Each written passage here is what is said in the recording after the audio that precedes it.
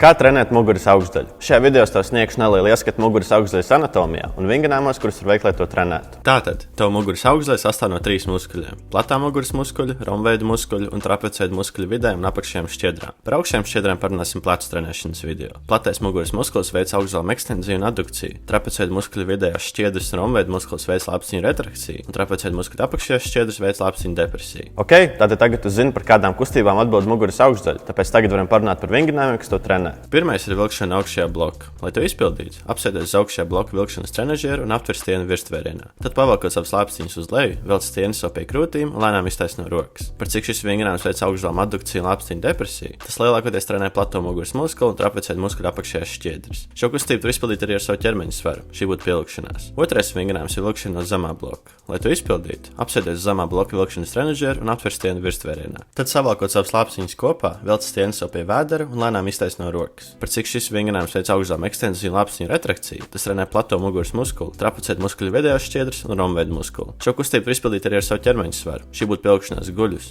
hantelēm, šī būtu hanteļu vilkšana vai svaru stieni, šī būtu stieņa vilkšana. Un trešais vingrinājums ir vilkšana ar taisnām rokām. Lai to izpildītu, novieto stieni augšējā blokā, aptver to virstvērtienā, noliecies uz priekšu un izstiep rokas sev gar ausīm. Tad pavalkot lāpstiņus uz leju, velc stieni ar taisnām rokām sev pie gurniem un lēnām atgriezies sākuma pozīcijā. Par cik šis vingrinājums veic augšgalma ekstenziju un lāpstiņu depresiju, tas galvenokārt trenē plato muguras muskuli un trapeceida muskuļa apakšējās šķiedras. Šo kustību var izpildīt arī ar savu ķermeņa svaru. Šis būtu frontlevera pacēliens ar saliektām kājām vai hanteli. Šī būtu hanteles vilkšana ar taisnām rokām. Un tas arī ir viss. 3 vingrinājumi, ar kuriem tu vari trenēt visu muguras augšdaļu. Es tev ieteiktu izvēlēties tikai 2. Lielākā daļā cilvēku pilnīgi pietiks ar 1 un 2.